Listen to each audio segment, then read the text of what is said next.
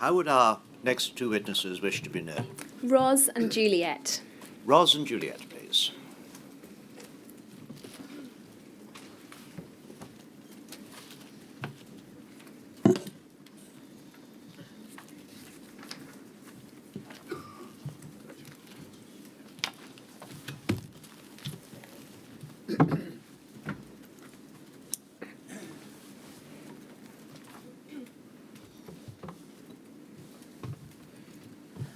Please state your full name Rosamund Mary Cooper. and repeat after me. I do solemnly, sincerely, I do solemnly, sincerely, and truly declare and affirm and truly declare and affirm that the evidence I shall give that the evidence I shall give shall be the truth, shall be the truth, the whole truth, the whole truth, and nothing but the truth. and nothing but the truth. Thank you. Please state your full name Juliet Ruth Batten. and repeat after me. I do solemnly, sincerely, I do solemnly, sincerely, and truly declare and affirm and truly declare and affirm that the evidence I shall give that the evidence I shall give shall be the truth, shall be the truth, the whole truth, the whole truth, and nothing but the truth. and nothing but the truth. Thank you.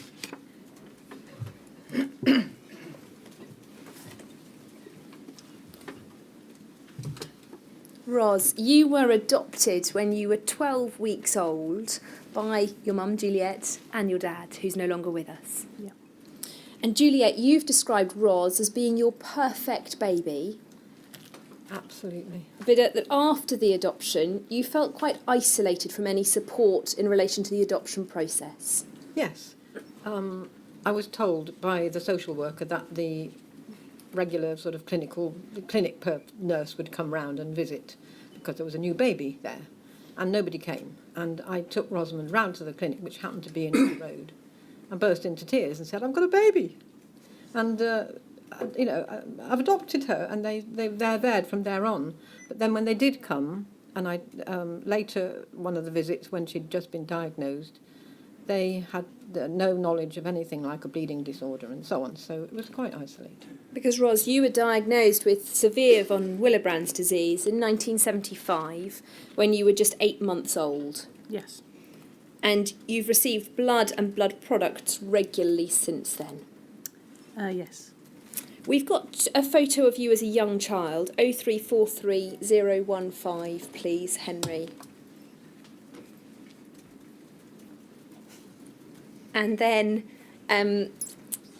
0343014. This is the cover of a book, Juliet, that you've written about Ros. And you wrote it because you felt very strongly that the story of girls with severe bleeding disorders wasn't sufficiently heard or understood by those around you. That's correct. I had, for many years, we didn't really understand the condition, and when we did get in touch with the Haemophilia Society, it was all about boys, and all their literature was on boys and men, and I didn't know a soul who A, had the bleeding disorder or a child with it, or any family anywhere that anybody could tell me. And that was how the book came about in the end. And you felt isolated even more when Ros was diagnosed with severe von Willebrand's. Absolutely. Ros, you needed a lot of treatment over the years, and we'll come to the detail of that treatment in just a minute. But Juliet, you've noted that Ros went into hospital 200 times. By the time she was 11, 1985, she'd had 200 visits to the hospital, approximately. And most of those were for treatment. Sometimes it was a case of no treatment, but go home and rest. Could we have document 1168002, please, Henry?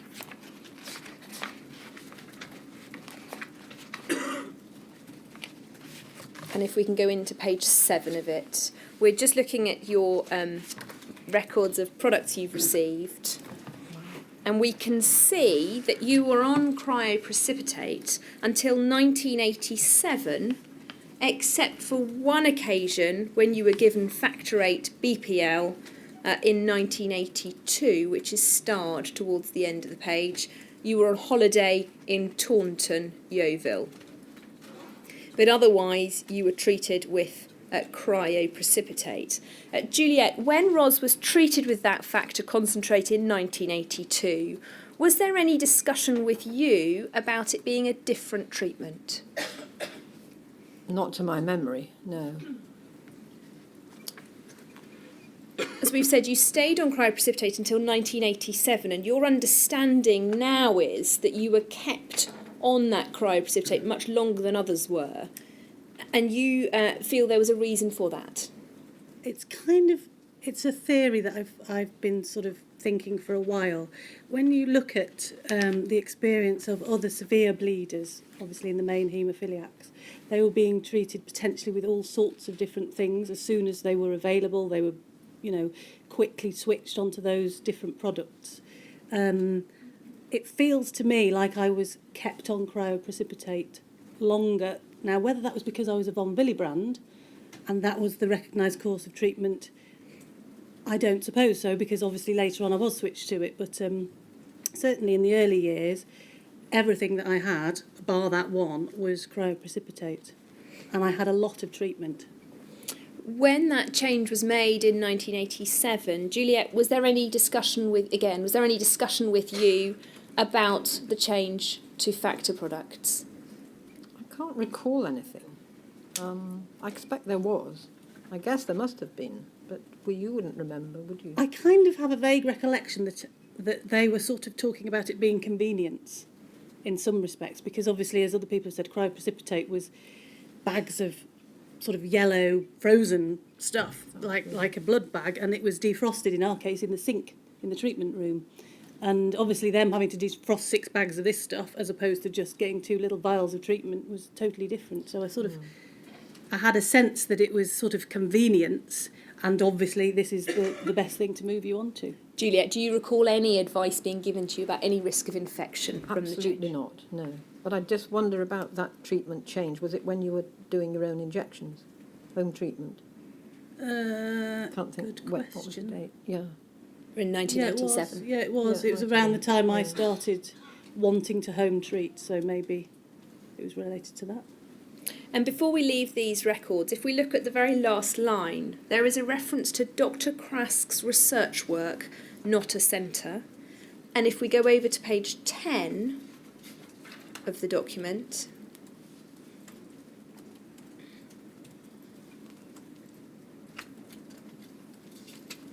sorry, page 10, Henry.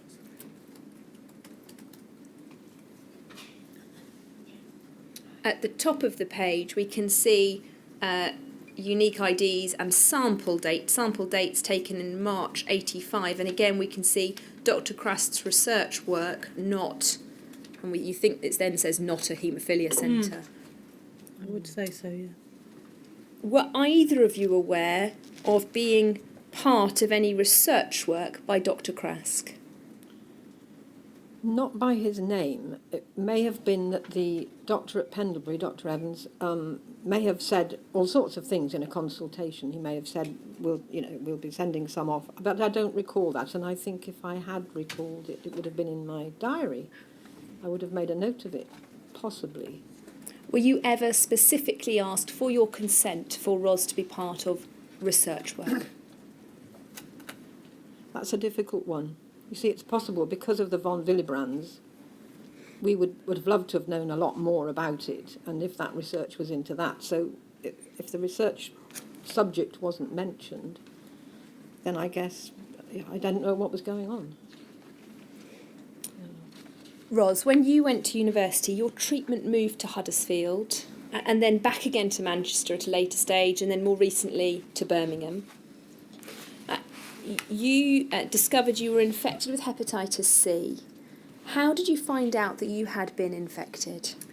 It was during my first year at university, and I'd been having problems with my ankle, which was a target joint, for some years. And I'd had some investigations in Manchester, and they'd said there wasn't really anything they could do about it.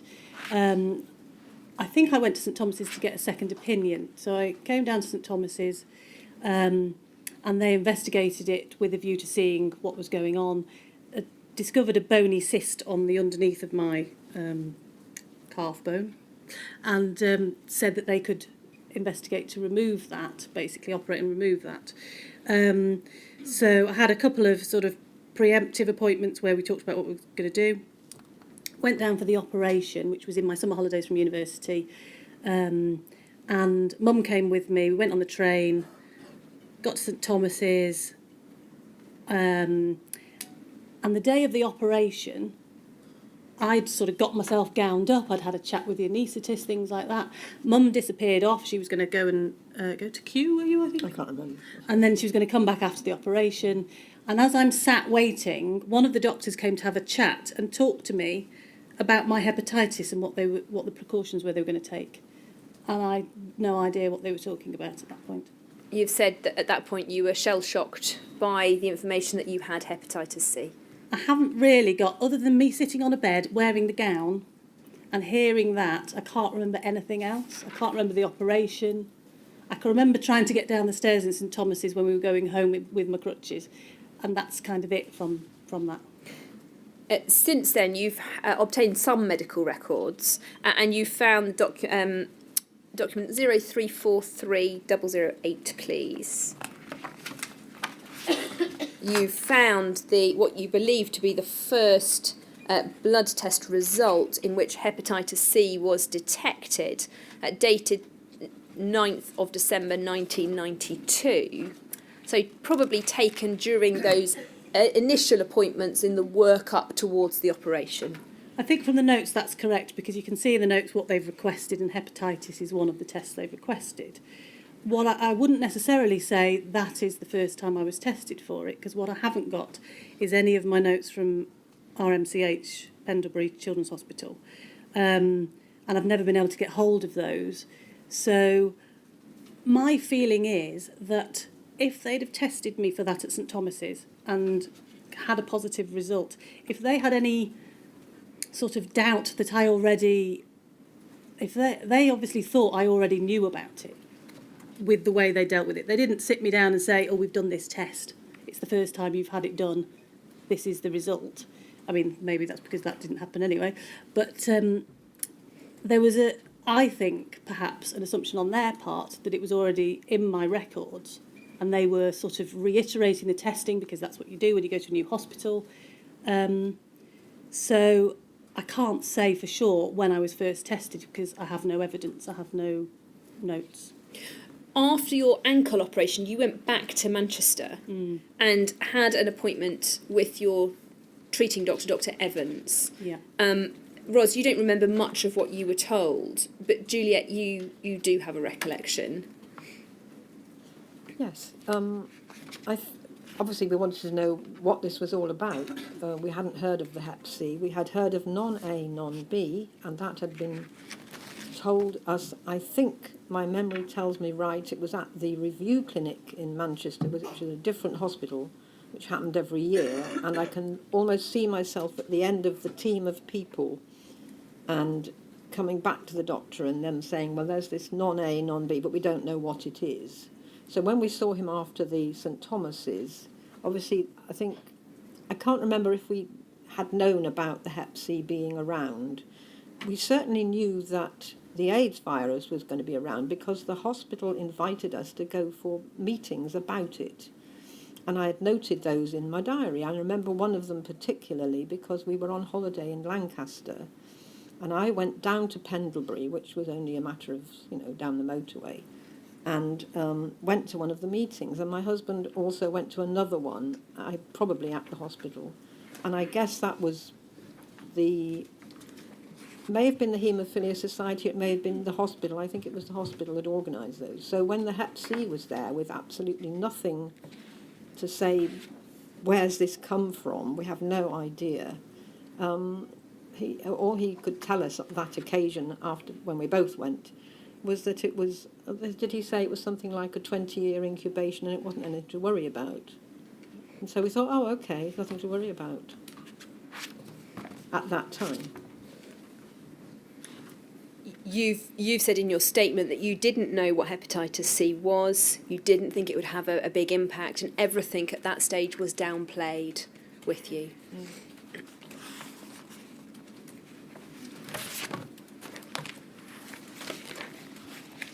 Well, since then you've tried to find out when you were tested for hepatitis C and whether 92 was really the first time or whether actually there had been earlier tests for non-A, non-B or anything like that. And you've tried to obtain your childhood hospital records. What have you been told about them? We can't remember exactly when, but some years ago, Mum and I decided we'd try and get hold of the notes to see what they did say, to see if there was any sort of useful information in them, I suppose. And Mum phoned my specialist nurse, who was still working at Pendlebury, who was also a personal friend at that point, and said, look, we'd like to get the notes. Do you think that's possible? And you were told, yes, that's fine, I'll get back to you. And what did she then say? And I can't remember, it was some weeks probably, but I know that when I next spoke to her, probably on the phone, or maybe at a next appointment, I don't know, she came and she was bothered. She said, I've had a really good hunt around for the notes and they've gone down a black hole. So you've got nothing in relation to your childhood notes other than what was sent to your GP, which is what we've looked at, and what you've provided to the inquiry. Yeah, I've got the stuff that the UK HCDO has, which I have no idea on accuracy, and I have obviously the stuff that was corresponded with my GP.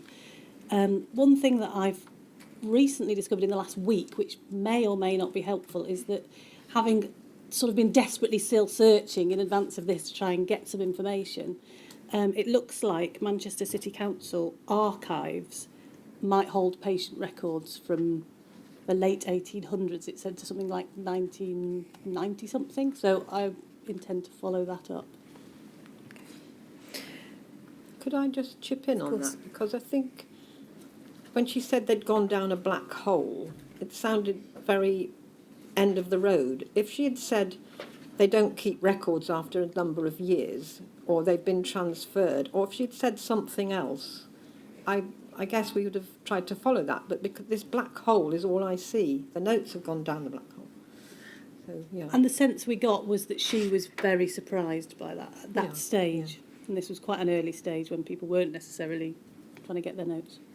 And for you, when you saw Dr. Evans at Manchester after your ankle operation, the sense you got, you're not sure because you don't have the records, but the sense you got was that they had known that you were infected before you went to St Thomas's. I think that's what I thought, yes. And it's partly because of how St Thomas's were about it. I thought it must be on my records, it must be something that's known about, because they assumed I knew. And from what was said or not said in the meeting with Dr. Evans, there was a sense that they had known. I don't know. I can't recall, sorry. Can I just say, I think all along, we definitely trusted all the doctors at Pendlebury, and I think maybe thinking about it now, maybe that was when the alarm bells began to ring, when it was played down. Do you feel that? Maybe. Yeah.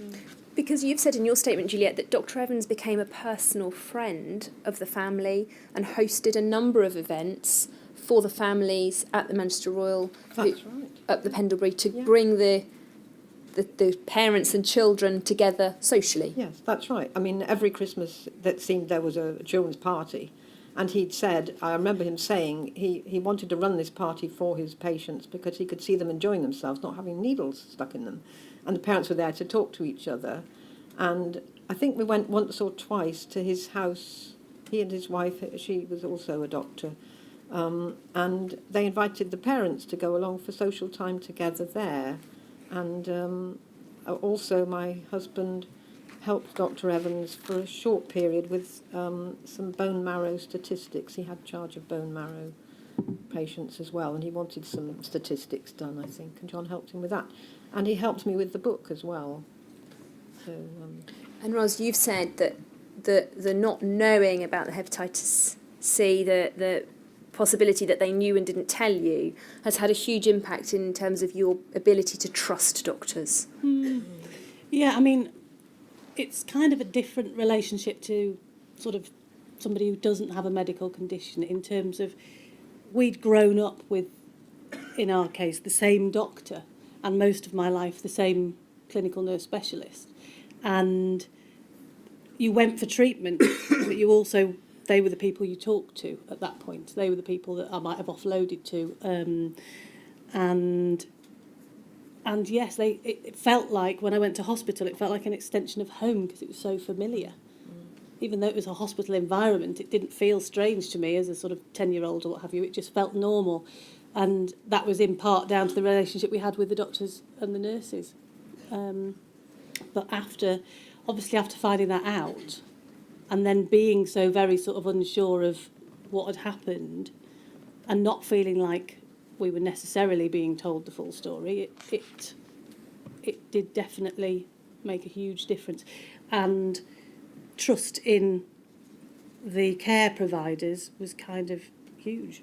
You know, it's a huge part of our lives as a I suppose a disabled person.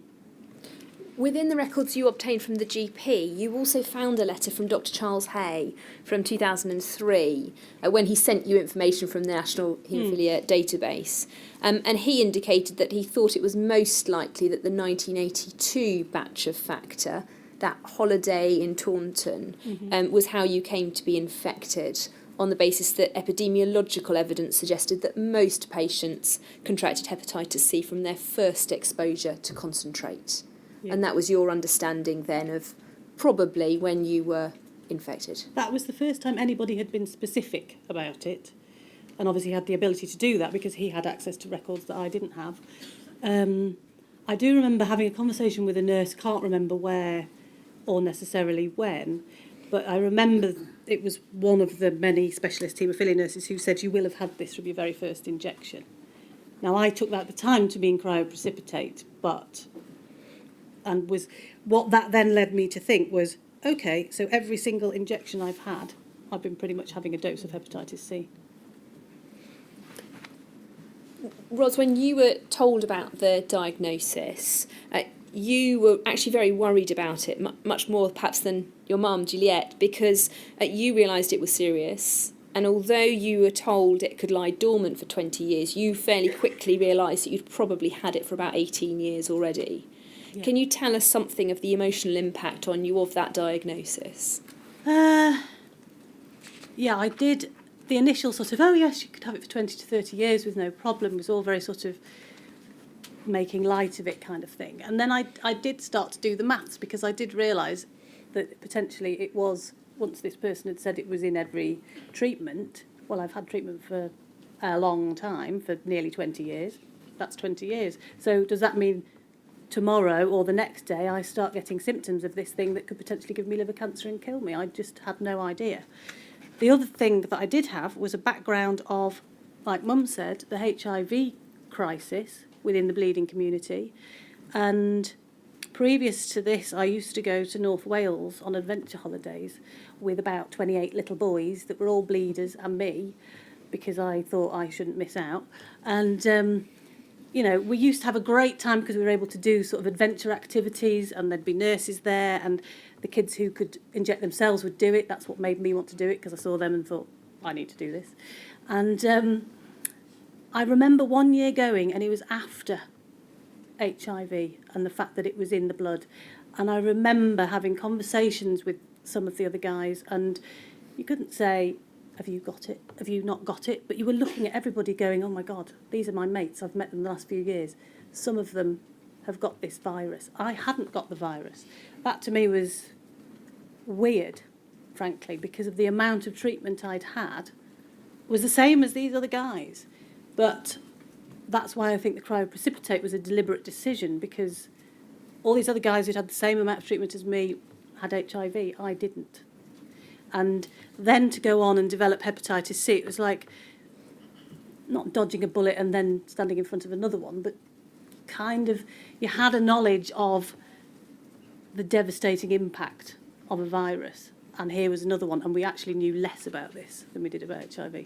You've said in your statement you'd always been a very optimistic person who'd overcome the obstacles of von Willebrand's, and suddenly it was a huge shock and it took away a lot of that positivity. Yeah, I was kind of thinking about that, and I don't think that effect was immediate. I think that took time, because I think initially I did think, oh, okay, you know, maybe I'll sort of buck the odds and I will go on a long time and it'll be fine. And there's an element of denial, you know, I've not got this, I'll just get on with my life and forget about it and try and ignore it. But my kind of feeling was, I've been born with something. It's a genetic mutation in my case. That's fine, actually. I'd learnt to live with von Willebrand's disease. No matter how severe it was, I could cope with that. I could deal with it because it was part of me and it was who I was. And yes, it was horrific, and I had a lot of serious bleeding episodes, and it meant a lot of impact on family life and on me. But it was I could deal with it. Then getting something on top of that was actually a known thing that was just ignored or played down, certainly not communicated to me, that I was then infected with on top of that. It was too much, frankly. I can cope with the von Willebrands, and I realised over time that having this on top, it wasn't something I could just sort of override by my sunny disposition. It was a case of this is not something I've signed up for. This is something somebody else has done to me, and it's unacceptable, and that sort of brewed within me.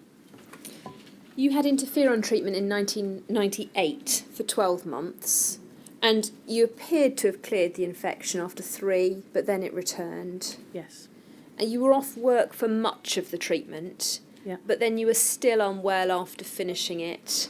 And although your employer tried to accommodate you, you couldn't return and had to resign at that point. Yeah.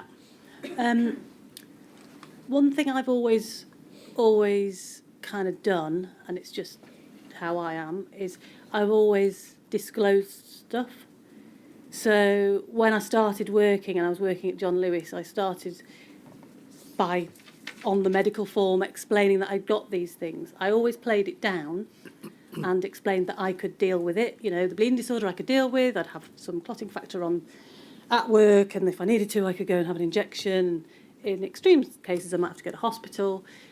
The hepatitis C I told them about, so that when I was going on to the treatment, I mean, they're good bosses anyway, John Lewis, generally, they're pretty accommodating. So we had a discussion about it, and they said, OK, explain to us what it is. I said, it's 3 injections a week. They've told me it's flu-like symptoms, might feel a bit rough the day after, probably work the day after that. And they said, that's fine. Just see how you go. You can always sort of work part-time on the days when you're feeling OK. So I was really pleased, because at that point I was social secretary for the whole branch in Cheadle, and I loved the job, absolutely loved it. Organising events, looking after staff members who were going through difficulties, running various committees. And before I had the interferon, I would probably say I knew maybe 80% of the staff members by name, because I'd made the effort to learn their names. So anyway, I started the interferon with all these great intentions, and within a few weeks I was falling asleep at my desk.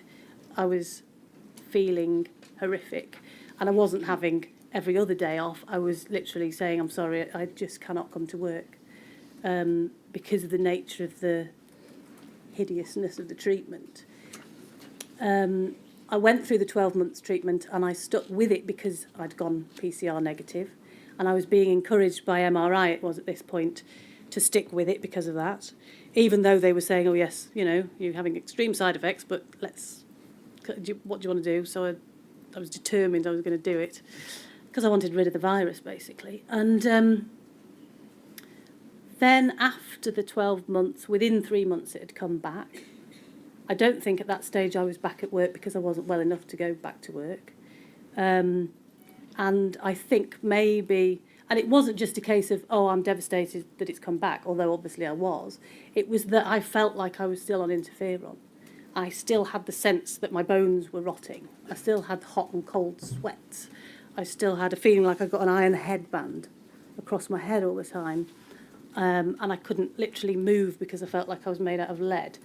So I couldn't go to work, even though I really wanted to. And they were brilliant for the first few months, but they couldn't just hold my job open on the complete unknown of when I was going to get better. So, yeah, I ended up losing that job. You retrained in IT and managed to maintain some work for a period, and we'll come back to that a little bit later. But you then had a liver biopsy in 2001. During the procedure, they hit your portal vein. And Juliet, you were woken at 1:30 in the morning and told to get to Birmingham then as quickly as you could. Yes, I think that was probably the worst day of my life. We knew that Ros had gone for the biopsy, and she had pushed for it, and she'd always been told not to go for a biopsy. It was very bad doing a biopsy on anybody, any haemophiliac or anybody with a bleeding disorder. It was very dangerous.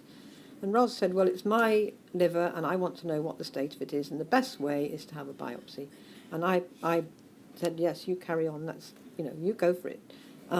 If we'll find out something and tell us what your state of health is.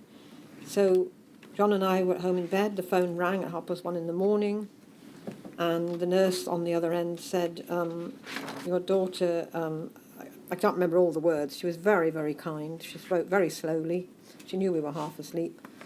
She said, your daughter is in intensive care at the Queen Elizabeth Hospital in Birmingham, and we were then living in, and she wants you to come down. And I thought, okay, she's going to die. So John and I got up, we made a cup of tea, we just got into the car, and we knew that Adrian was there. We knew that Adrian had been called as well. And we drove down the motorway. I don't know if it was February or it was dark anyway. It was a dark black journey, and I still see it as that. And there were big black lorries all the way down the motorway, and we were discussing Rosamund's funeral. Ros had talked about the possibility that she might die because of the bleeding, and if she was in a road accident or something, that could very well have happened. So she had discussed the hymns that she would like for her funeral, and we couldn't remember what they were. And when we got to the hospital, we had difficulty finding the way in because a lot of the gates were shut, and it was about 3:00 in the morning by this time. And luckily, Adrian had come down to one of the doors. He was wearing a red anorak, and we could spot him straight away, and he took us in. And there was Ros in intensive care, having, 6 pints of blood taken out of her abdomen. But she was confused. She thought, oh, it's nice to see you, Mum and Dad. What are you doing here? She was confused and very, very poorly. I stayed at the hospital, I don't know how long, but at one point I met with Dr. Wilde in the corridor, and he was sort of wringing his hands, and I can remember him saying to me, if anything happens to Ros, I will resign. I've done all the right things for her. She's not supposed to be in this state, and so on. And that was it. And I was just distraught. I had to stop work straight away. I was supposed to be working, and had to keep ringing in and saying, I can't come to work, I'm with Ros. And I know that she needed me to be there because Adrian was working. But it was just horrible. And all the time thinking, she wouldn't have needed all this if she hadn't had a bleeding disorder, if she hadn't been given hepatitis. So this was all unnecessary. We shouldn't have had to go through this. You obviously took a long time to recover from that, but when you did, the biopsy had shown that your liver was in good state at that point. Yeah. Do you mind if I just say a bit more about the biopsy? It seems like a cavalier decision that somebody with a severe bleeding disorder who's advised against having a biopsy would actually push for a biopsy. Well, the reason I did that was because two things. First of all, I'd had the interferon treatment and it had nearly killed me, and it had taken away my career at the time, and I'd actually lost my flat and had to move in with friends. I'd done this retraining, which I'd paid for myself through a career development loan. I'd got a job with a company in IT because I thought if I did IT then I'd be fine because I could work from home on a sick bed like this. And I'd done all that with a view to sort of trying to get my life back. I was then having to contemplate another course of interferon, pegylated interferon and ribavirin, because that's what the hospital in Birmingham wanted me to do. So I wasn't prepared to do that unless I was able to assess the state of my liver. And the second thing was that because Aid and I, by that stage, had sort of thought about the fact that we probably wanted a family, I wanted to know how I was. And that was really the only way of doing it. And I am a bit sort of laugh in the face of danger. I do tend to sort of push the barriers of being a bleeder because as many haemophiliacs will probably say, you do. You don't accept the limits put on you. You want to kind of push against them. So another thing was I had faith in the team at Birmingham that they would manage it correctly, and I was on a good sort of clotting factor support. The issue was when they did the biopsy was that they ultrasounded my liver, drew a little cross, and then stuck the needle in without actually doing it through a vein or doing it with a scan going on at the same time. They changed their procedures after me. As you say, there were discussions ongoing about further treatment with pegylated interferon. You'd also been looking at other options for treatment at this point, and you'd gone to your GP to discuss them. Since you've got your GP records, you found a letter relating to one of those appointments where the GPs noted that you were very fond of the internet. Yeah, I think it might have been a bit later on, because I think it was after the treatment and I was still really unwell or more unwell. And yeah, I was looking at, desperately looking for something that would help me recover from this, whatever it was, post-viral fatigue or post-interferon. And yeah, I had, because I was trying to sort of run things past the doctor and say, any chance, I could get this through the NHS. It's something I have read about on the internet. And she referred me to somebody, but did say in the letter, Ros is very fond of the internet. And the person who she referred me to look at this treatment said, well, it's not something I've ever come across, but I don't see how it would help. And During those discussions about before you went on the interferon, what did you tell the doctors about your wish to have a family? At that point, I kind of pushed back the interferon and pushed it back because I was trying to sort of establish my career again. I was sort of working in IT and I was actually enjoying it far more than I expected to and doing quite well. And we were due to get married in 2003, and I kind of thought, okay, well, that is a good milestone. If I can do the treatment before we get married, then that potentially could be a really good sort of start to married life. And we did discuss having a family. It was something, for me as an adopted person, for some reason, it was incredibly important to have my own child. I didn't really, as a child growing up, have any ambition. I didn't want to be a nurse. I didn't want to do this. But I did want to be a mum. That was something I was very clear on, that I really wanted to be a mum. And therefore, when we were talking about the interferon with the specialist, it was because I wouldn't have done it except for the fact that I wanted to be clear of the virus when I got married and then when we started trying for children. And the doctors were aware of that thinking? Absolutely. It's not documented, but I'm 100% sure they were. You underwent treatment with pegylated interferon and ribavirin. Yeah. And you've cleared the virus. Yeah. But since then you've had a number of physical health problems. Yes. Can you tell us about them? I kind of got on very good terms with my GP because after having the treatment, it was like the first course of treatment in that I felt like I was still on the interferon. So I was still having huge fatigue problems and feeling dreadful, and something that they diagnosed as formication, which is the sensation of things crawling sort of on your skin. Mostly at night, I'd be lying in bed and I'd feel this sort of crawling sensation, and then it'd be there and then it'd be down there, and it's just horrid. And there wasn't anything they could do or give me, but it started on the treatment, so I put it down to the treatment, and it was continuing and continuing. Another thing I got on the ribavirin was the first time I experienced anger and depression.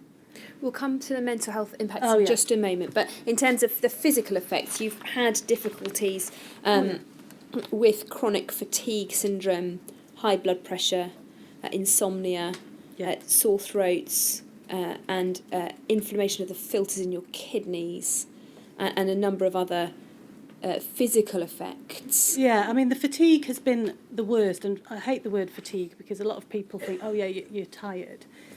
I've been in situations where I've been hugely anemic because of my bleeding, and that's a level of tiredness. Fatigue that I've had is beyond that even. It is a case of you feel like literally somebody else is lying on top of you when you're in bed and you cannot move your head off the pillow or your hand to actually sort of switch the light on. And it's been sort of widespread pain. And I did a lot of going back to my doctor to basically say, well, surely this is either the hepatitis has come back, must have come back, and they'd retest me and it was fine, or the interferon's still go. No, it's out of your system within 3 months.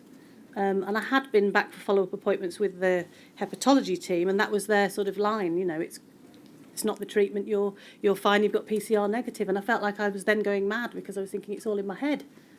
What's wrong with me? I need to just pull myself together, for goodness sake. And, you know, it wasn't that simple. And you've had brain fog, memory issues, difficulties with concentration. Yeah. And they were through the treatment, but also since then. Yeah. I mean, that's why I gave the example of my work where I knew all these people's names. And now, and this persists now, my worst fear about doing this was not actually sitting here and talking. It was remembering the stuff I've got written down, because I can have a recipe in front of me, read that I need 3 onions, turn away, and then I've forgotten that it's 3 onions. So it takes me 10 minutes of going backwards and forwards to going, hang on, what was that? And then what do I do with them? Do I chop them or slice them? Do I chop them? And it's just, it sounds silly, but it's huge to me, because I did have a good memory.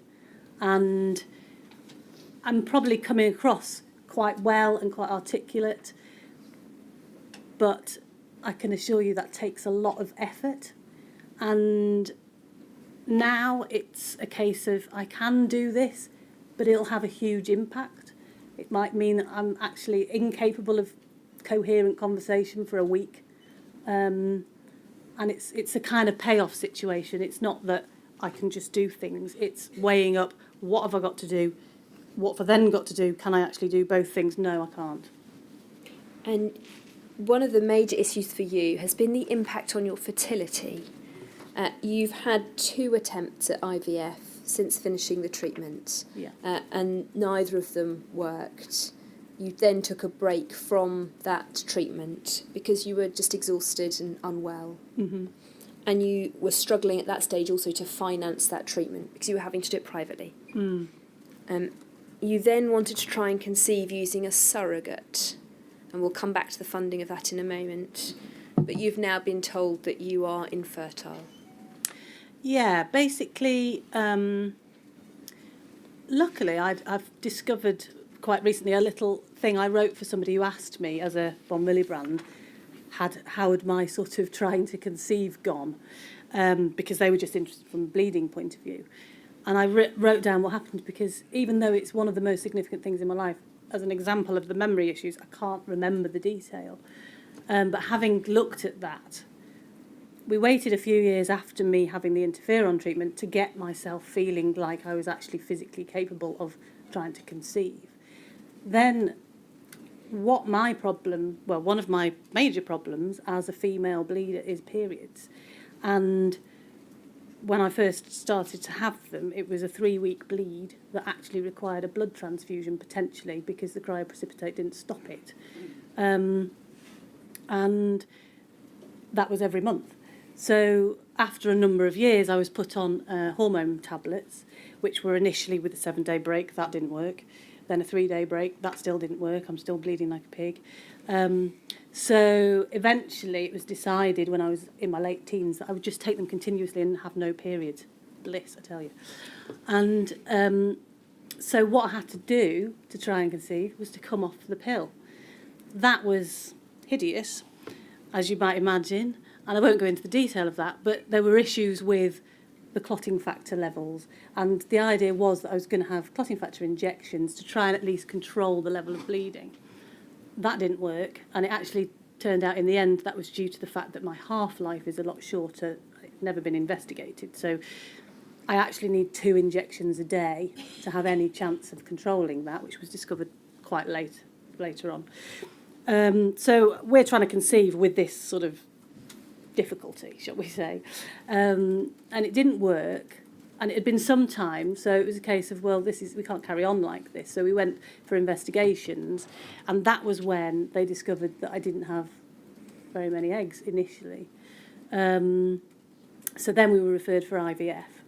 What I've discovered looking at my notes was that we weren't immediately given sort of approval for IVF because one of the haemophilia doctors and somebody else, it might have been a counsellor, we had this session with them, and they basically said, well, if you do actually get pregnant, your risk of losing your life because of the bleeding condition during pregnancy or childbirth is 90%.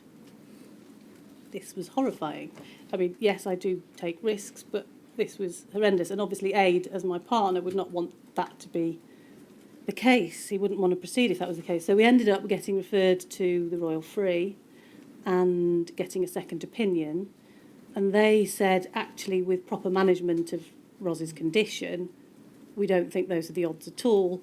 They were prepared to take on me and manage any pregnancy and childbirth I had. So we proceeded with the ethics committee of the Women's Hospital saying, yes, we'll do it as long as the Royal Free manage it and not Birmingham. So we had our first go at IVF after all of that, and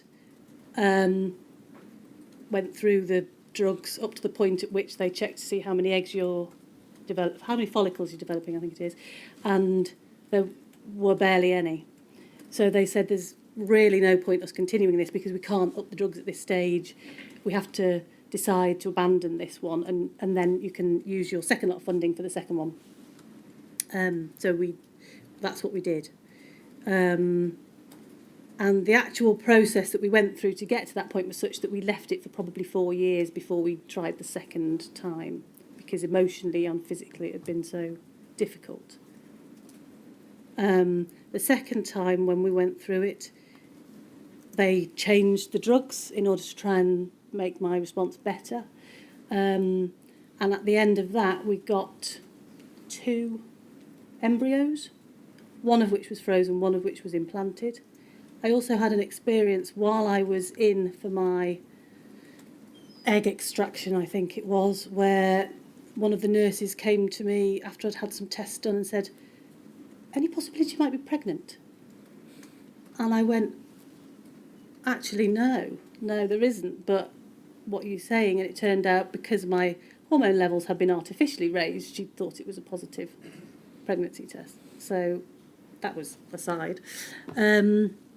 We had the implantation and I was willing it to work, and it didn't. You decided to try and have surrogacy treatment, and unfortunately that was also unsuccessful. But you'd also applied to the Caxton Foundation for the costs of that surrogacy treatment, and that was refused. Yeah. We've got the letter 0343012.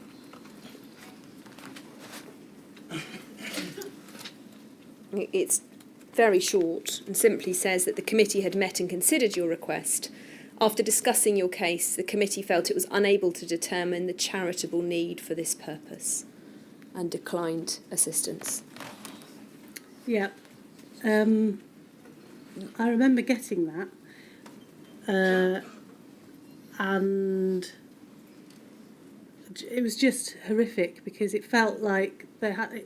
I mean, just the letter itself is a punch in the gut because it's so non-caring. There's no, we're really sorry about this. We've really looked into it, and I had previously asked for help with the IVF costs, and I was just told it wasn't in their remit. But I thought, well, I'll just try again because this is unusual, and again, we're doing this because we're having to do it. So let's try and see if we can get some help. And because of that, you've said if you'd known that there might have been an impact on your fertility from the interferon treatment, if somebody had said to you before you had the interferon that there might be an impact on your fertility, you wouldn't have undergone the treatment at that stage. I wouldn't, and I would definitely not have done it because the whole thing for me was having a child of my own, and having gone through the nearly dying liver biopsy, and then being told, actually, your liver's in pretty good condition considering you've had hepatitis C for almost 30 years, that kind of led me to think, well, if I've had it for almost 30 years and this is where I'm at, I've probably got plenty of time, actually. And if that's the case, then, you know, could I have opted to wait and had better treatments? I don't know. I mean, it's not an easy thing to say. I would have definitely said no because I was so desperate to be rid of it. But I certainly didn't know of the risks, and if I had have known, it would have taken away any possibility. I would have not done it. The psychological impact of not being able to have a child has been really significant. And as you've said, during your interferon treatment, you also had significant depression. And that's been a feature really ever since the interferon treatment. Yeah. Do you want to tell us anything more about the mental health impact on you? Yeah, I mean, like I say, I am a upbeat, positive person, and that is generally the impression you'll get of me. But I was also, when I was a kid, I loved acting, and I loved playing a character because it wasn't me, and the me was sort of, you know, this kid who would occasionally have to come into school on crutches and get called a cripple, and it wasn't fun. So if I could be somebody else, then I'd be somebody else. So I kind of developed this method of coping, which was to wear a mask and project this sort of persona of being okay. And it's also, I'm very aware of the impact my health has on other people. So my mum and my husband and my brother, and it's very difficult for them. So the better I can project an image that's me being okay, that's great. But the impact of that is that I tend to keep things in. I don't let them out. There's an element of being emotionally sort of disconnected. And I can talk to you about this stuff and I don't get kind of emotionally sort of wrought by it, which is part of that. It's not happening to me really. But it's also, yeah, I kind of keep things in. And what then happens is that ever since the interferon and ribavirin, things will happen that will set me off into an absolute fury. And I kind of liken it to somebody possessed because it feels like that. It feels like I'm a possessed person. And one of the things that happened while I was on the second lot of treatment was I was making some lunch for us and I was cutting some vegetables, and I think I accidentally caught my finger with the knife, and literally I lost it in that sort of nanosecond and went from being perfectly happy chopping a carrot to wanting to ram this knife through my hand and having to physically it was really weird. That was the first occasion it happened. It was really strange, but it was like I could not control this outburst. I know other people have described it and described how that gets sort of taken out on others. For me, it's always been very internalised. And it's kind of, I still get those outbursts now. It's always related to me doing myself some damage. So if I bang into something, it might not even be bad enough to cause a bleed, but the trigger is there. I bit the inside of my mouth the other day just talking, and it doesn't really hurt that much. It's not going to cause me a massive problem, but that sets me off. It flicks a switch, and it's very rare that anybody will see this apart from Adrian, because he's the only one who I can sort of be like this, and he will disappear because he can't actually cope with it. He doesn't know what to do, and I don't blame him. I'm not sure what to do either. But I'm going to try and describe it to you. It's quite hard to sort of describe when I'm not in that moment, but it's an urge to hurt myself because I've hurt myself, and it's a guilt thing. It's because I've hurt myself, I might need an injection, and I have the injection because I've got this bleeding disorder, but I have the hepatitis C and this anger because I've had the injections, and the injections I have to have because I've injured myself, and I've just fucking injured myself again. So it's kind of, I have this, it's a self-loathing. I basically rant at myself. I say, I'm a fucking twat and I hate myself.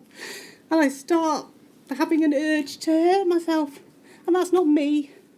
That's not me. It's been like that ever since the treatment. Thank you, Mother. emotions are coming out, that's good. That's what Yeah, so basically it's this, and I've turned into this raving loon where I'm basically going, fuck, and I call myself all the names under the sun. And I usually have some sort of offensive weapon in my hand. It's usually a knife. I've bent the end over of knives from stabbing them into chopping boards because at least that's not my hand. And I've bashed myself around the head thinking, well, that'll cause a head bleed, that's fine. And I know at the time I'm doing it, it's not fine and I'm being an idiot and I don't want to cause a head bleed, but it's how it comes out. And that then leads to depression because after that I'm like, oh, why am I such an idiot?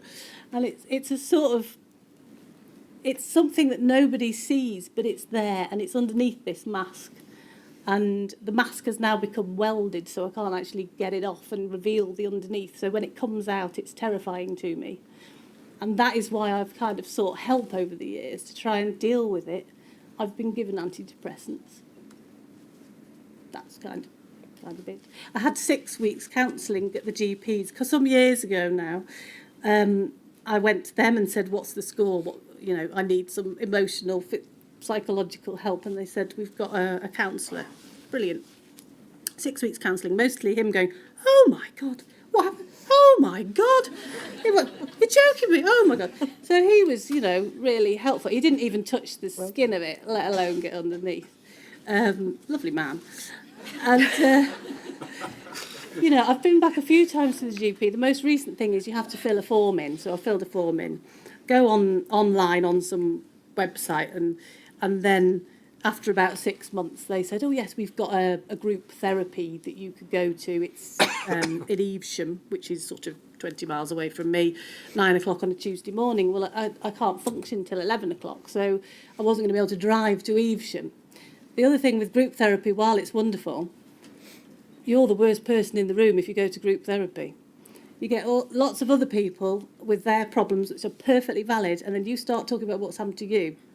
It feels like you're trying to win some sort of worst trauma competition, so it's unfair to other people. The best form of therapy, I think, that I've had is probably with people that have been through the same sort of thing. And in 2012, you were able to access some very helpful psychotherapy. Yes, yeah. At that point, I was not in a great place. I happened to be at the QE, and I'd had conversations with my lovely nurse, Tracy, and with my lovely social worker. But for some reason, I had no idea they had access to a psychotherapist. And I was literally going, I don't know what to do. I need to see somebody. And they said, oh, we've got Anne, our psychotherapist. And I had no clue. So they referred me to Anne. And I had 6 months with her, and that was excellent. And she was a lady who was a GP, and in her 20s, she'd lost her sight. So she couldn't be a GP anymore, so she retrained in psychotherapy, counselling, that sort of thing, and had been doing that. So she'd got some clue of what it had been like to have something taken away, to have your future potential taken away, your career taken away. And that had been extremely useful until she retired 6 months in. And there was no further provision through the hospital. And very recently, you applied to the EIBSS for funding for counselling or psychological support, and you received a response to your application. It's 0343013. And we can see under the heading counselling, an application for counselling costs can be considered if support is not available through your GP or local NHS trust, or if you've been on a long waiting list for counselling through the NHS but require treatment more urgently. And then there were 5 bullet points of things that you needed to provide to be able to apply for the money. And for you, that was just too much to cope with. Yeah, well, I'd applied for a few things, and it wasn't just 4 things for that, it was also 3 things for another thing. We can't do this and we can't do that. So that whole sort of letter was really, what's the opposite of encouraging? Discouraging, there you go. It was one of those things that you read it and you think, oh, God. And I had a person in mind that I was going to ask them to pay for, which I didn't think would be on their register approved by the Professional Standards Authority for Health and Social Care, because there was somebody abroad. I was going to have Skype sessions, and I thought, well, what's the point? What's the point in doing all this stuff that in itself was quite a lot of effort? And I don't think you said my original email to them actually said I am desperate. It does. If you carry on through the document, Henry, to the third page. And at that point, I was in a position where I was thinking, do I take myself to the local hospital and try and get myself checked in? It wasn't all the time. You know, I wasn't feeling like this continuously, but when I was having these rages, I was feeling that I don't want to say insane, but that's how I was feeling, and I was feeling like I needed some intervention. And I knew that if I went along to the hospital like this, they'd just go, you're fine, don't worry about it. But I was desperate for help.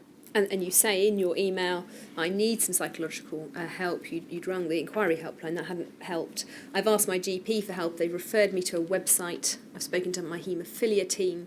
They could make a mental health referral, but it'd be months before I got an appointment.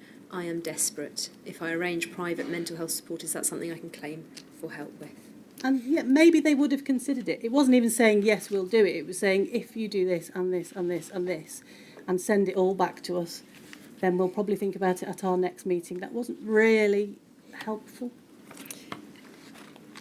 As part of the mental health difficulties you've described, you've also said that you deal with constant fear because you still have to have treatment with blood-based products. Because you have von Willebrand's, Yeah. you are still using blood products. Yes. Yeah. And that has a massive impact on the management of my condition, because that's up to me, you know. I don't tend to treat for more minor bleeds. I go through phases where I don't treat at all because I just don't want to put the stuff in me.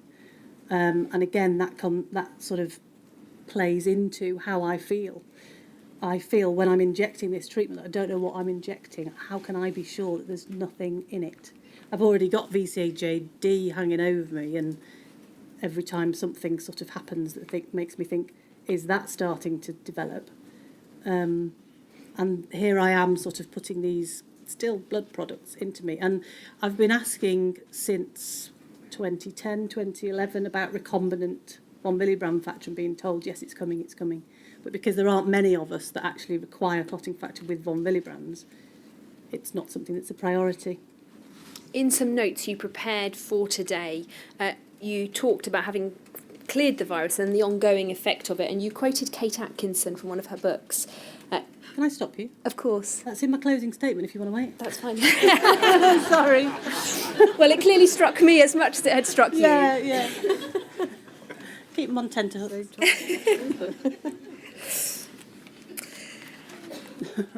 You've talked about the difficulty and your struggles in terms of your infertility, but it's also, all of this has also had a huge impact on your relationship with your husband, Aid, and particularly your physical relationship with him. Yeah. What do you want to say about that?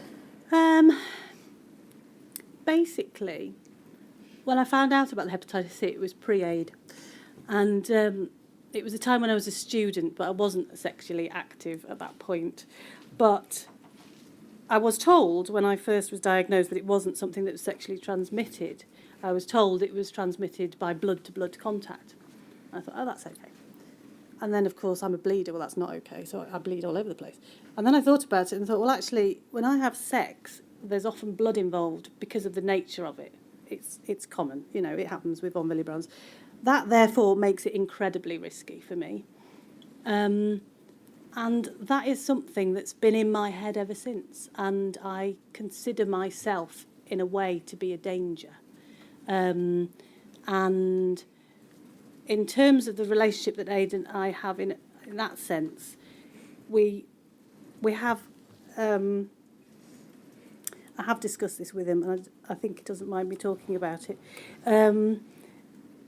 Because of other things, like the fact that I've got insomnia, that I have pain at night and I need to thrash about a lot, I have these crawling sensations, and pain from arthropathy as well and stuff like that, we don't tend to sleep together in the same bed because that's very disruptive for him, and he needs to sleep.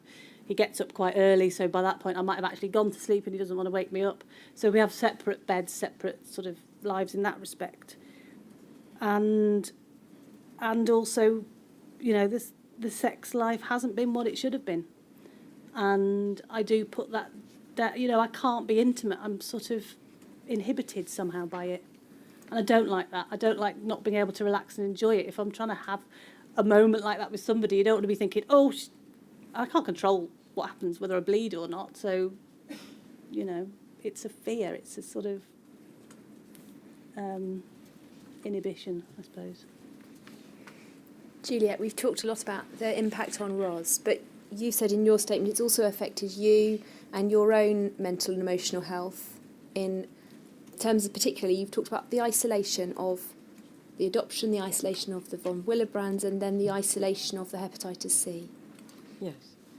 I mean, the hepatitis C, I suppose I could start there because the von Willebrands, we just lived it family life. I think I said to you yesterday that when it came to going to Pendlebury with the von Willebrands and the bleeds, sometimes it was a major thing. Sometimes it was just, oh, we'll have some tea and then we'll bring you homework and bring something to read and we'll go to the hospital and get Rosie sorted. To keep the family thing going. And occasionally it was, once or twice it was an ambulance, everything going. But when the Hep C came along, well, I suppose again it was an isolating thing because I didn't know. I started to know about adoption, then I started to know about von Willebrands. Then along came Hep C, oh my goodness.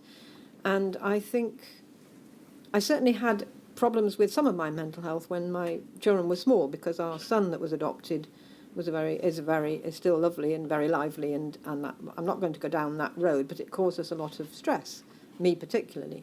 And so there were moments when I needed to go and have a bit of counselling.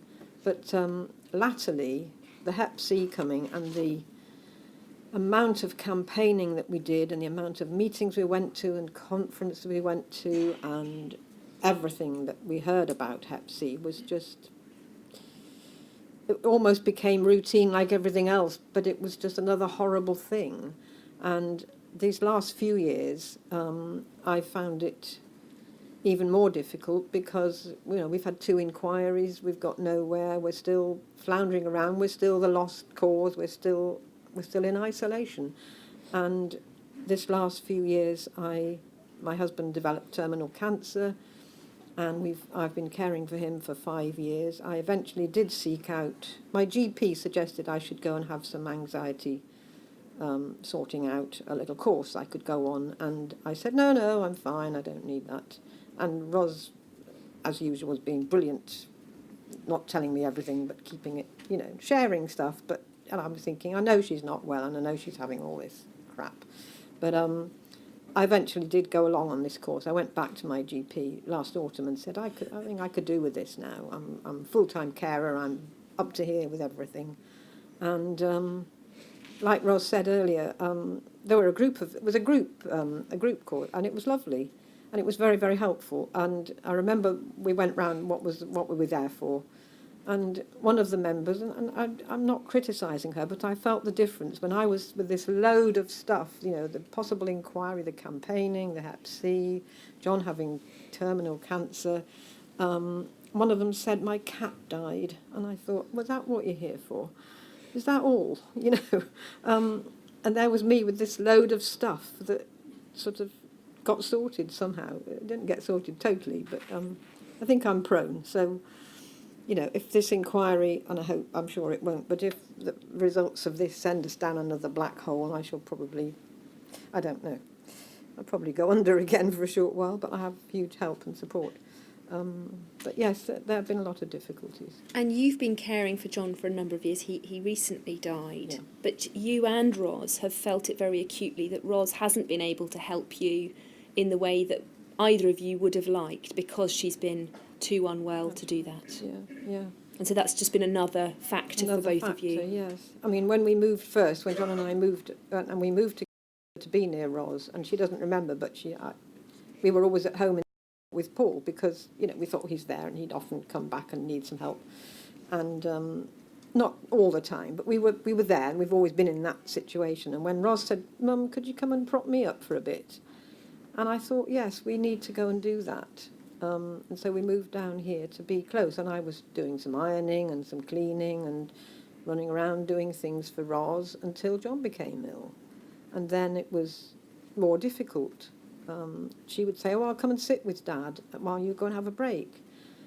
And then she'd say, I can't, I'm too tired. Can you find something? I said, no, it's fine, I'll work something out. So it's been up and down. Ros, in terms of your career, you've talked about having lost it and feeling that loss very acutely. That also means, though, that Ade, your husband, is the sole breadwinner. And he was a farmer but had to diversify. And you've said that he's under huge pressure in terms of his work and in terms of finances. Just sort of going right back to the beginning when we first met, he was a farmer, his family are farmers, so he was running the family farm.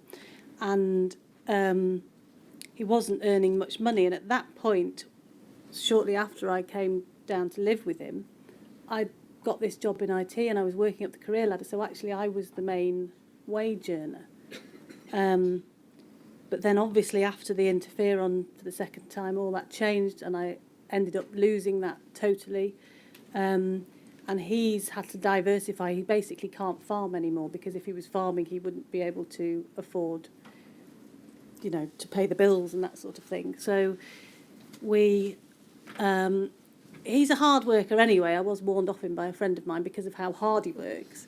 Of course, I ignored her. But he works himself to the ground. And I know he's put a statement in, or is in the process of putting a statement in. And I think in that he talks about the fact that his work is building sports pitches, and that can be anywhere in the country, but he doesn't feel like he can do the jobs further away because he feels like he needs to be on hand just in case. And he's under enormous pressure. And because of that, it creates added sort of tension, I suppose, and added difficulty for us. You've been on benefits and you were moved over to the PIP. What can you tell us about what happened when you were moved over? I thought it was very interesting what Mark said yesterday about the brown envelope and the reaction that kind of, it felt very familiar to me, and that does certainly trigger off the same sort of anger kind of thing. I've had to do an ESA application, which was totally turned down. I then had to go to tribunal. Luckily, I had Neil Bateman's help, but going to that tribunal was one of the hardest things I've ever had to do. My dad was with me, actually. And it was in the time before my ankle fusion, so I couldn't even walk. I was wearing a boot all the time.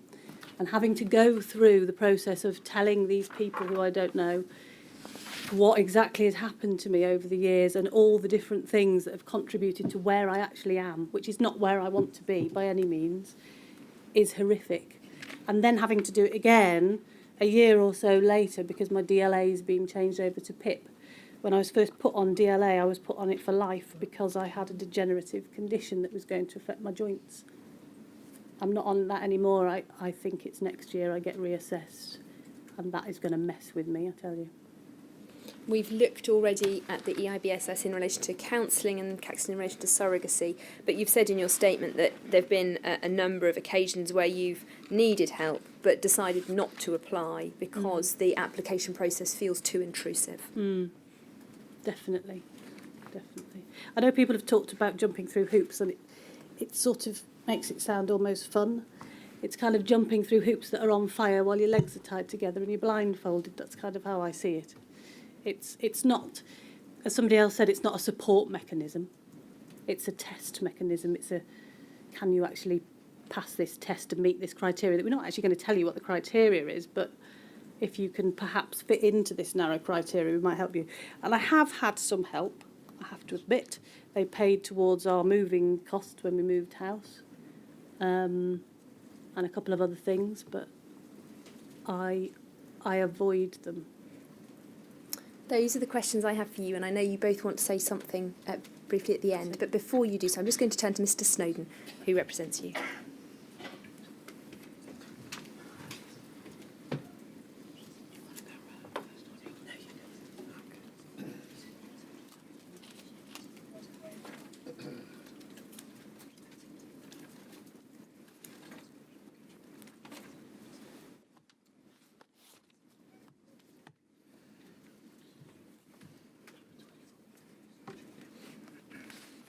Mr. Snowden's just reminded me of something you mentioned to me yesterday, which was in relation to the grants and funding, your feelings about having to get quotes and the money being paid to the supplier rather than to you, and how that makes you feel.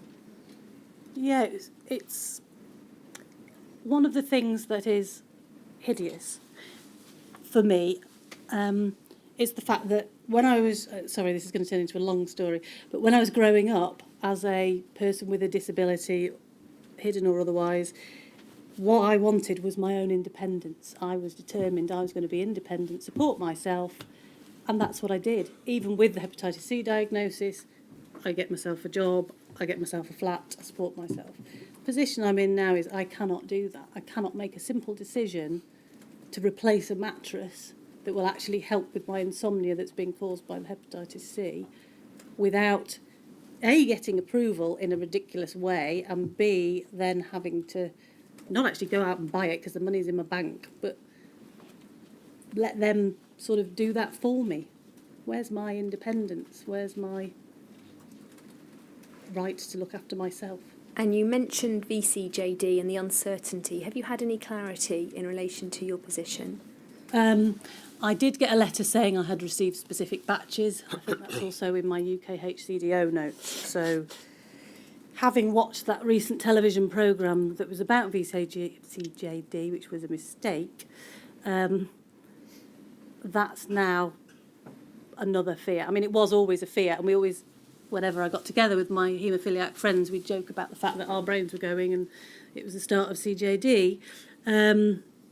But listening to that programme where they're saying, oh, well, potentially that can incubate for 20, 30 years, what the hell does that make my future look like? And in terms of your liver, when was your last liver follow-up? I can't remember. Probably the last time I requested a fibroscan because I was worried about it, which I think was probably, I don't know, 8 or 9 years ago. Juliet, I think you had something you wanted to say, and then Ros had something to say. What I want to say is based on really the reason that we're here, and I think today must be the reality that makes me think that this is an inquiry and that I am being heard as just a parent of somebody with a bleeding disorder. But I think most of my remarks are based on that sort of angle, so it's about how we've found the whole scene of the infection and the contamination and all the words we've used over the years, and it's sort of about over those 20, 30, 40 years. I think the most shocking thing for me, looking back now, is that the then government, whatever happened, when the facts were known, did not act promptly to help all those infected and affected, as other countries had. Instead, successive governments have raised our hopes and then dashed them again, too often, with their bizarre efforts in pretending to be helpful and not immediately setting up an inquiry. Over these countless years, I've asked myself, were those in authority ordered to destroy evidence? If so, shame on you. Two things I found particularly distasteful over this time that stick in my head. There are lots, but these two particularly stick in my head. One is David Cameron's apology to the haemophilia community, which he read off I don't know what he read off a phone or a piece of paper during Prime Minister's question time, and that was that. If I wanted an apology, I would expect somebody to come to me or to Ros or to our family and say, we are really sorry what happened to you. That has not happened. I would love that. It's not possible. The other one is Mark Garnier, our MP in Worcestershire, who was extremely helpful and came and saw Ros and came and talked to us, and we went down to see him in Parliament and he showed us round and then spent the rest of the time talking about the seriousness of the situation. He then, I think, was his maiden speech in Parliament at the time of one of the debates, and I forget which, when Ros and John, my husband, were in the gallery, and he spoke most eloquently about Ros. And then when the time came to vote on the motion, he voted, and He voted for the party line rather than his conscience. And I would like to share with you a short poem that I wrote. I haven't got the date, but I guess it must have been after that. And I have been doing quite a lot of writing, and this was one of the things I found when I was going through papers. I cried after you voted. I cried and cried. You walked through the lobby. It's only a counting process. No conscience required. What did you feel? Did you just walk through the lobby, be counted, then back to what's next on your desk? I cried after you voted, remembering all the times I drove my beautiful daughter 12 miles to hospital to get her better. 24 miles for each baby tooth as it fell out. They bled and bled. The treatment made her better. I drove the 24 miles when she fell up the back step and bit her tongue. The treatment made her better. I drove her all the countless other times, not knowing then what poison was entering her tiny veins. What did you think as you walked through the lobby?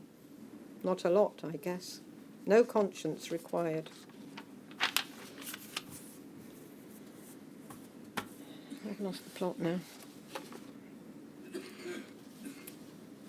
When my niece, Bryony Evans, heard the announcement of this inquiry last September, she sent me a photograph. It's actually taken by her dad, my brother Ben, which depicts a derelict millstone. Her caption was, "From millstone to milestone." We must not have our hopes raised, then dashed again. This millstone must be removed from our collective necks.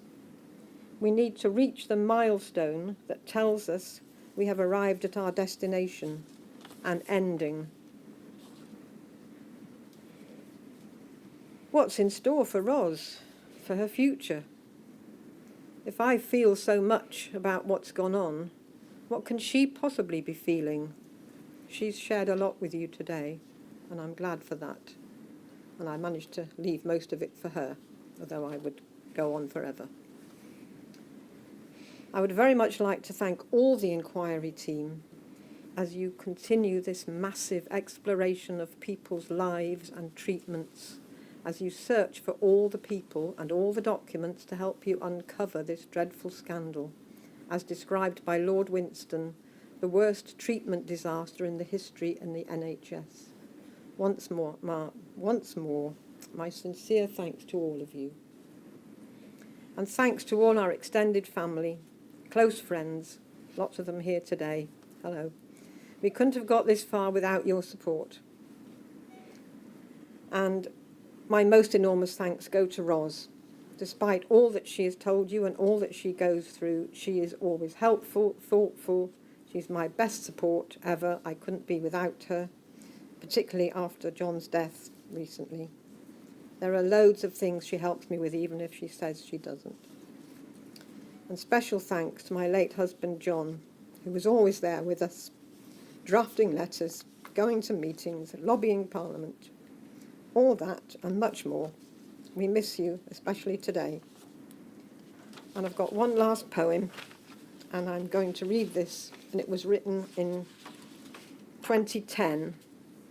And the people mentioned in it have had, they gave me permission to use their names all those years ago. I haven't spoken to many of them for years, but they were part of our campaign group. And I want to share this one because I think this is how I felt then and how I feel now still. July 2010, the top title is Contaminated. Cruel, blood-borne virus, what did they do to deserve you? Which batches of life-saving treatment concealed you, left you waiting to cause your devastation for years and years and years? Like characters on a stage, the infected ones play their part in this real-life tragedy. Life, death, love, suffering is their plot. Performance not rehearsed, but delivered with anger and passion. No producers here. The cast of thousands, self-selected, whittled down to those with energy and drive. Scene shifters, lighting and stage crew keep this show on the road. Masking grease paint conceals the hurt. Already numbed by disease, each waits to speak their lines. No first night nerves as they plead for help to make their lives bearable. Contamination tortures their minds as well as their bodies.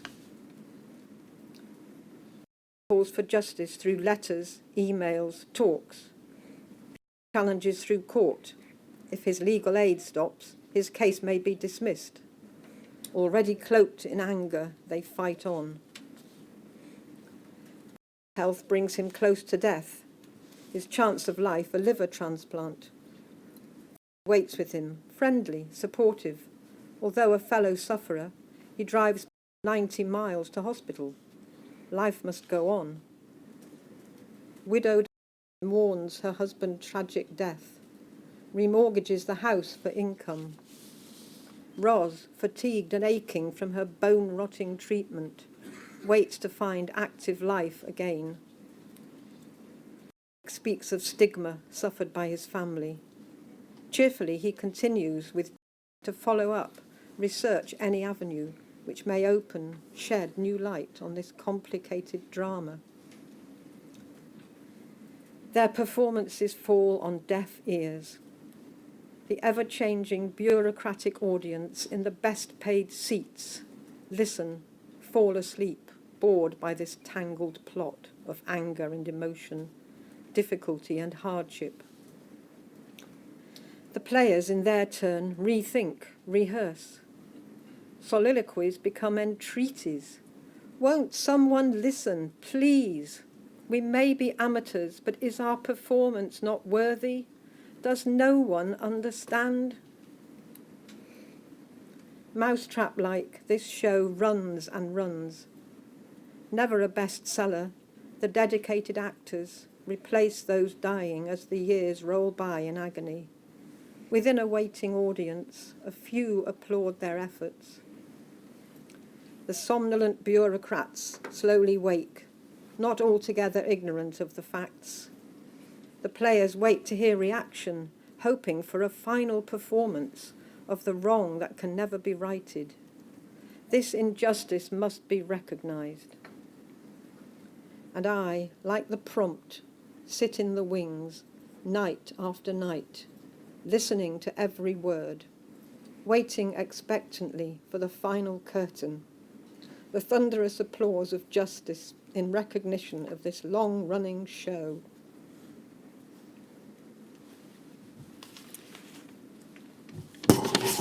I'm going to do a little quick preamble, which is something I just remembered I'd forgotten. And it's a recommendation I'd quite like you to consider, which you probably already are, to be fair. And it's to do with the mental health side of things and the fact that, as you know, a lot of us have been doing this an awfully long time and have been through a sort of very painful roller coaster ride. And I would like to see in the recommendations something about psychological support almost being mandatory, which isn't really on because we can't force people to do it, but we're a bunch of people who've dealt with things over the years without support. It's quite difficult for us in some cases to open up and to say we need help because we're so used to just putting a brave face on and getting on with it. But I think it's vital, and I think it's something that really needs to be in place as soon as possible after the inquiry or even earlier than that. And it's got to be comprehensive and it's got to be qualified people that know what they're doing. And I think there are some people in this room that are looking towards doing that. They maybe don't have the funding to do it, but it's something that is vital. I'll be as brief as I can. I also want to thank everybody who've stuck by us and supported us over the last 45 years, many of whom are here.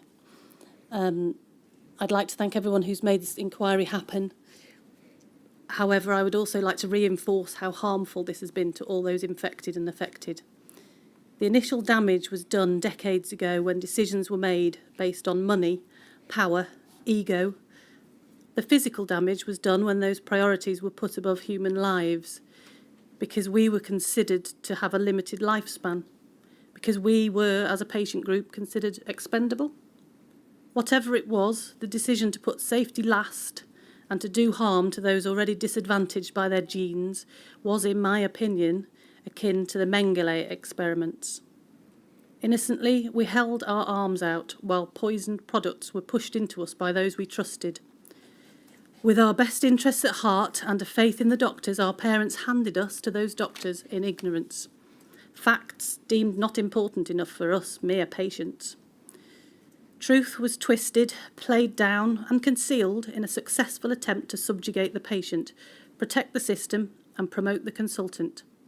Yes, not in every case was there corruption, but compliance was rife and rebellion in the best interests of the patient and in the name of the Hippocratic Oath scarce. Another wound was wrought as our blood was being taken, tested and found to be dirty, and this was kept from us. To protect us? Because the risks were unknown and the effects poorly understood? I think not. We were living as best we could with, in many cases, a serious genetic bleeding condition.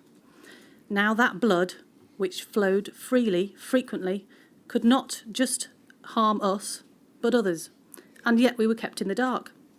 Hazard stickers on our notes, protective measures taken at dental appointments, whilst we blithely bled poisonous blood.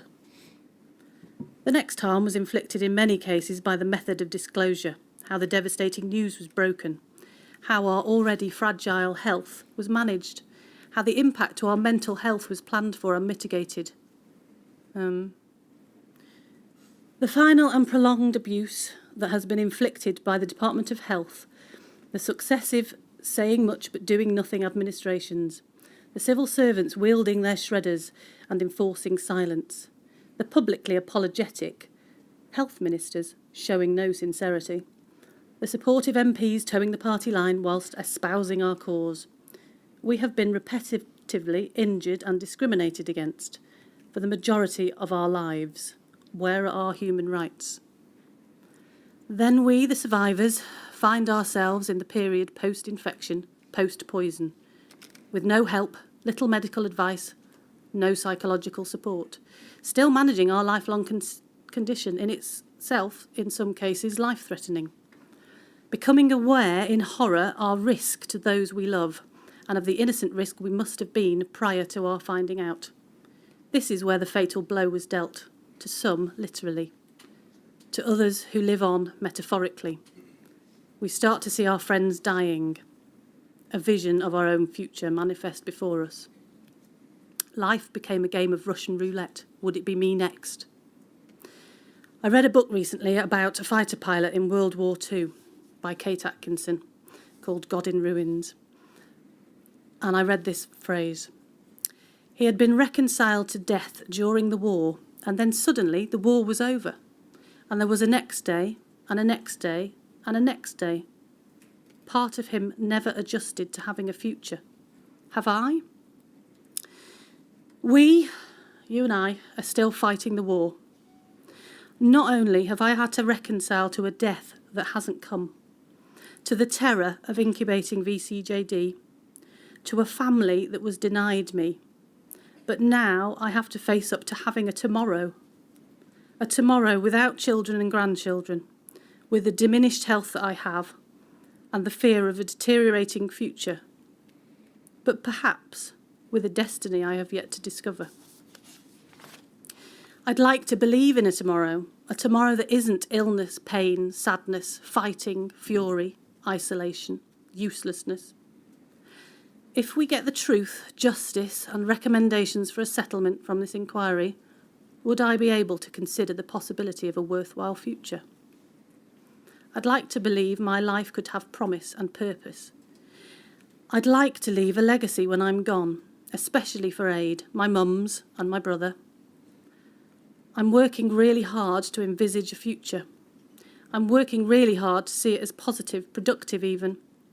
Could my life in limbo be turned into one with purpose? Can I cease to be a victim of my health and instead become the master of my own destiny? I've not had a future since the day before my ankle operation in 1993. Whenever I had glimpses of a potential future after that, things would obscure them. The interferon, biopsy, infertility, illness. Having any faith that my health will allow me to fulfil any kind of potential is quite hard.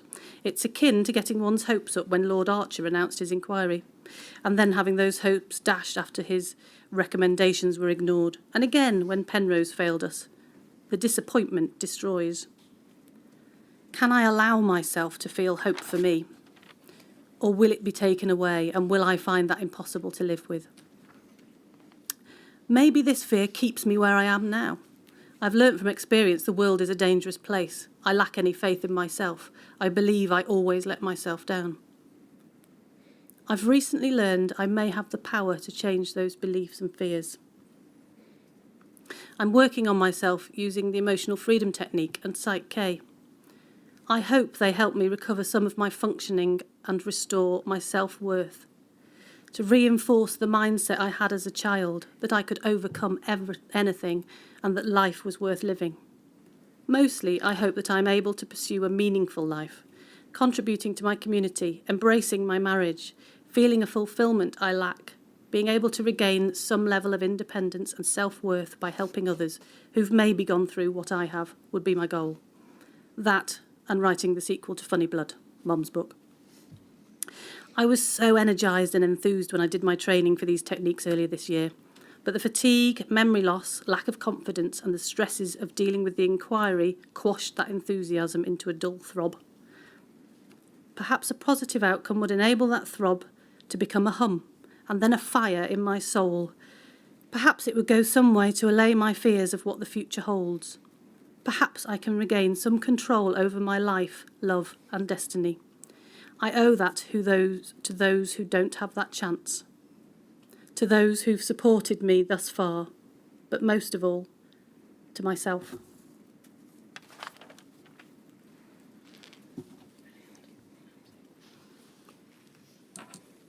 I have a couple of questions, but they're both for Juliet. Okay. The first is, you mentioned a diary in the course of your evidence, right at the beginning. And secondly, and it's linked, you wrote a very detailed book, and can I thank you publicly for having sent me a copy of it to read. Thank you. And I mention that as well, so that everyone knows this is material I have had and will consider.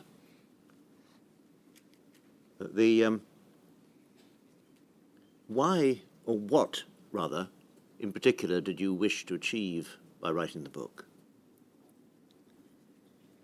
For the book, I wish to achieve more knowledge of women bleeders. That's it in a nutshell. We in the early days, I think as Ros grew up, I realised that we wrote articles for the haemophilia magazines sometimes.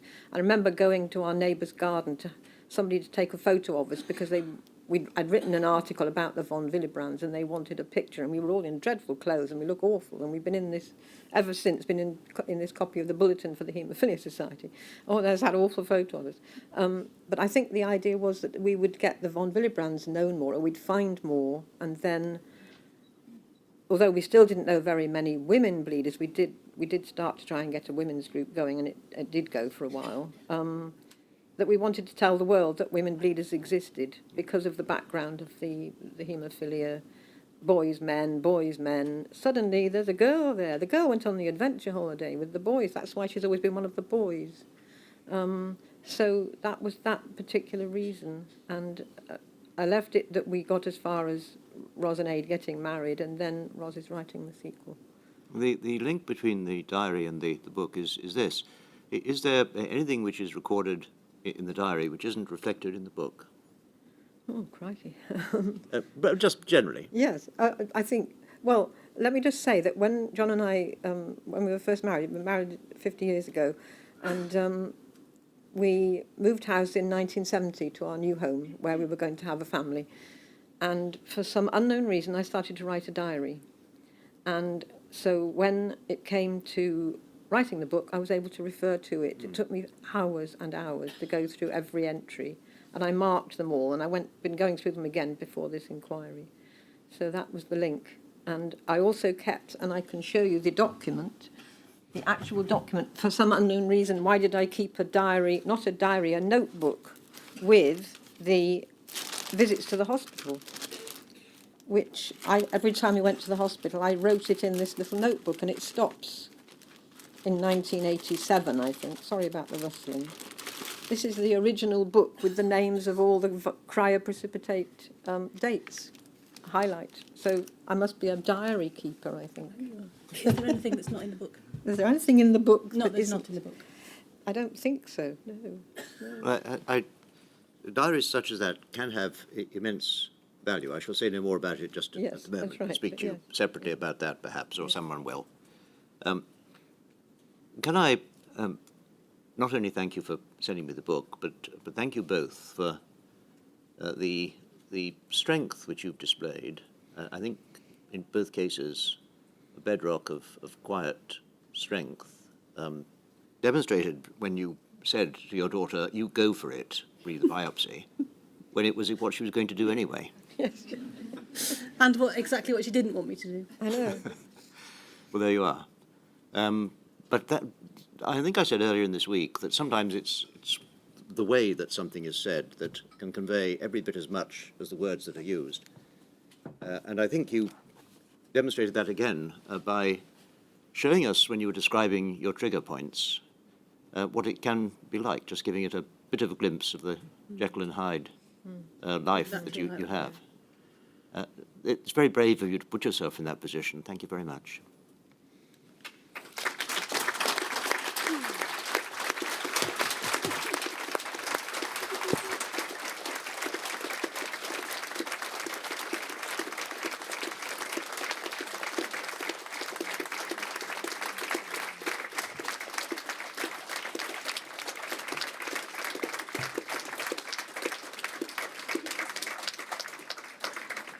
Well, we'll take a break till 25 to 4. Can we start promptly then, please? 25 to 4. There'll be no live stream for those who are online. There'll be no live stream for the next witness, but there will be for our final witness. Thank you.